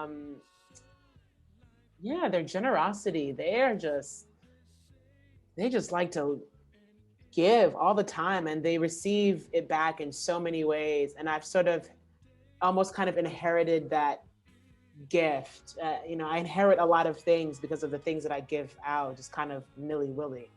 Like it. It's good for me. Well, I feel you on that.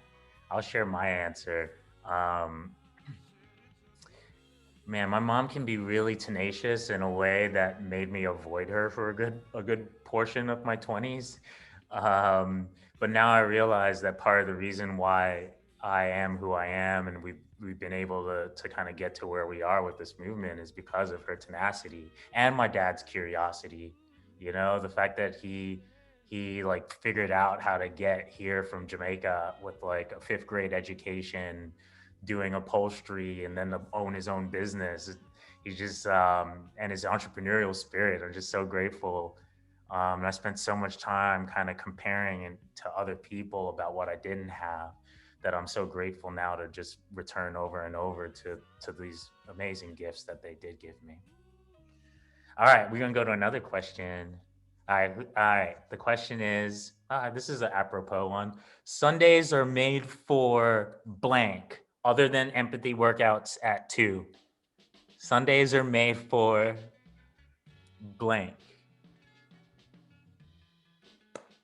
All the other stuff I didn't finish. What? Wait, who said that?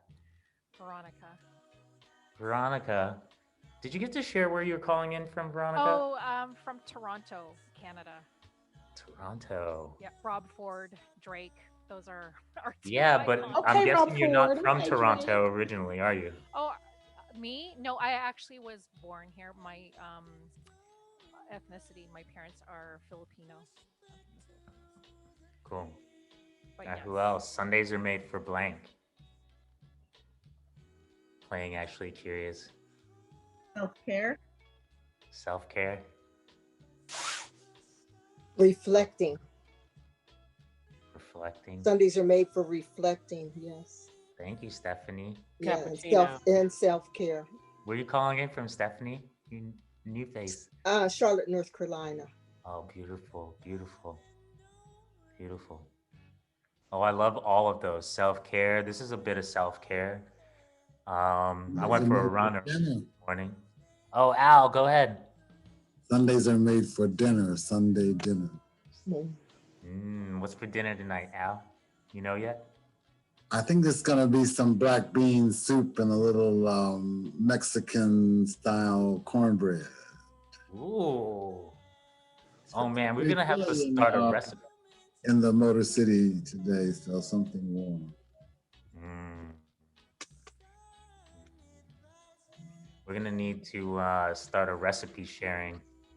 Start an Actually Curious cookbook. Let's get actually curious about cooking. Okay. It's a great way to have cross-cultural experiences too, and to learn about different cultures and to expand your, especially if you're like me, a Midwesterner, you know, very meat and potatoes raised. You know, when I moved west and started eating Mexican and Asian food, I greatly expanded both my food palette and my cultural palette. Beautiful. Anyone else want to get in on this Sundays are made for? I love these ideas. It's just making me think about my appreciations for next Sunday. Sundays are made for stretching. Love to stretch, you know, like reboot and reorient myself for the oncoming onslaught of the week. That'd be nice to maybe incorporate a little stretching into next week's grounding exercise, maybe. You think you could go hook something like that up, Synead, next week? I could do that. If we're all open to stretching, I'm totally down for that, you know. Crack my shoulders one time. Okay. All right. So let's move on. Let's see what else the happy hour has for us. All right. The question I've got here is, I feel most free when blank. That's a self-love question, reminding us when we feel most free. When I'm not judging myself. I love that. Qualms in the library. What do you got on that? When do you feel most free? I feel most free when I take off my socks right before I fall asleep. Oh man. I have something I'd like to add to that. I feel most free when I am in a foreign country. I work around the world a lot, so I get to leave America, and I feel free when, you know, I don't have to worry about the police, you know, not that I'm a criminal, don't misunderstand me. I'm a Black woman, you know, that's what I mean. And I don't experience that in foreign countries. And I can go into department stores and not be followed, you know. It's a real sense of freedom that I get outside of the United States. It's awesome. That's real. That's real. Thank you for sharing that, sister. Definitely relate. I feel most free when I'm listening to my grandmother or my great-grandmother laughing. They cackle, and it's so funny. And my great-grandmother, as she's gotten older, she's gotten a lot more free with herself. And my great-grandfather's passed away, so she was with his passing, it's like her ties to patriarchy dissipated. And she wears sweatpants now, and she sits in front of the TV all day and just laughs at this stuff that's on the TV because it's nonsense, but it's great to hear. Oh, seeing other people express joy, people you love expressing joy. All right. Anyone else on that question before I flip to the next one? I'll share. I feel most free when I'm in nature hiking. I need some of that. It's a little too cold up in this New England area, though, for that, I think, right now. I would like to share that I agree with the hiking in nature, as I am on my way to do some of that now, and also when rooted in community. Oh, that's beautiful. I love that. Anybody else want to piggyback on that? I want to veggie off that. I'm not going to. I'm going to just fall back. I like that you reminded me. You taught me that term. I'm still getting used to it. All right, so let's see. What are we? Oh, I love this question. This is one of my favorite questions. All right, y'all. Do you believe in magic? Mhm. Who wants to let their voice be In a heard? young girl's heart. Say that again. I was sort of taking that lyric. Do you believe in magic? In a young girl's heart. Yeah, it's a good one. Come on now. I say yes, 100%. And I used it, in fact, in a speech in my best friend's wedding. So I know Megan Lee Joy believes in magic, but she's in producer mode today. Who else? Do you believe in magic? Want to give us some color on that? Anyone? Okay, I am magic. Who said it? Daryl said it. I am magic. Come on now. Come on now. I am magique. C'est magique. All right. So we lost a couple people on that magic question, but so let's move on. We got 2 more questions. I think we can close it out on these 2. Here we go. Let's talk about some self-love, people. What do you love most about yourself? And I'll lead off. I love my my willingness to find areas of improvement and just like model to my team, to myself, like just finding areas where I think I could have done better. Not because I'm deprecating, but just because I really want to model mastery and excellence. What do you love most about yourself, people? I love that there's 16 people still here, 10 minutes in. Ooh.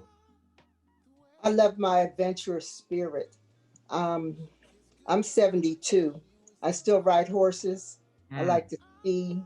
I snorkel. And I'm still working. And like I said, I go to foreign countries all the time. And when I get off and I don't speak any language except English and Ebonics. But for real. But when I get off the plane, my company has arranged for a rental car. So I have to pick up a car and drive to the hotel. And, the last place I was Japan. And they drive on the left side of the road with the steering wheel on the right. And I just get in and do it. Oh, man. Yeah. Yeah. I love adventure. Parasail. Stephanie, I feel like your value of adventure pairs really well with my value of curiosity. And on my mastery pursuit, I'm gonna throw it out there. Are you taking mentees? Are you taking any mentees? Listen, I'm using your cards. I'm the matriarch of my family, and I'm using your cards on Saturday. We do a Zoom call with my siblings. There's 5 of us, and we use your cards. Oh, so you're my mentee. Oh. Oh. Excuse me. Oh my God. You're gonna make me cry, Stephanie. I've talked about you and your cards. Several of my friends have bought your cards. Oh, I'm a therapist, but some therapist friends have bought it also. Oh, thank you. Thank you. Thank you. You did a good job. Thank you. I feel touched. Yeah. All right. Oh, stop. Someone jump in here so I can go on mute. Someone jump. What was the question again? What do you love about yourself? What do you love most about yourself? I love my light and energy. Come on, love and light. Okay, energy. Can you introduce yourself and tell us where you're calling in from? Daryl Taylor. I'm calling in from the Bronx, New York. BX. Boogie down. I had invited Daryl because he and I went to the fellowship called Coro for leadership. So he's on there. Racism. So what I love about myself, I think everyone knows at this point, I am authentic. I am fearless. I am not allowing other people to be the arbiter of my perception of myself. And also the perception of what actually is, again, Black and urgent issues that need to be addressed. When we allow other people to curate for us the version of reality that they want, what we lose collectively in that exchange, right? So again, when we look at the phenomenon of QAnon, we look at the phenomenon of the fact that the Capitol riots the people have not been arrested. It is because the media and the government, right, say, hey, it's a big deal, but it's not that big of a deal. Exactly. Just say, hey, well, it's good for sensationalism for TV, but in terms of the law, legal, we have to, the bar is so high, right? Because again, we give permission so many times to people who don't have our own interests at heart. So who are we? How do we show up? What questions do we ask? And how do we then use our votes as our voice to say, this is not acceptable? Because until more and more people get to this level of like, can't sleep at night. Like people ask me self-care. My self-care is when racism ends. Don't ask me. I love that. Listen. Oh, what can I do? Can I say, no, you don't send me no flowers. Do what you can do. Drop the baton. No, seriously, people will ask me that. Like, oh my God, I care about you, Kanene. How are you doing? What do you mean, how am I doing? Racism, did you end racism for me? Did you do that? That's what I want for my birthday. That's what I want for Christmas. That's what I want for any holiday. Ramadan, any holiday. Hanukkah. End it. You're good. Stephanie, I want to connect with you. You're fabulous. Don't drop the baton. Thank you, Kanene. And yeah, I love that we've come right back to the song War, because this is about a fight for freedom. It's a fight for mental freedom, continuing to go deeper until everybody has that freedom. Right. It's a war. It is. All right, y'all. Thank you for sharing your spirit, your gifts, your story, your vulnerability, your bravery with us all. Until next time. Bye, everybody. Bye-bye. It was great. I'm See you glad next week.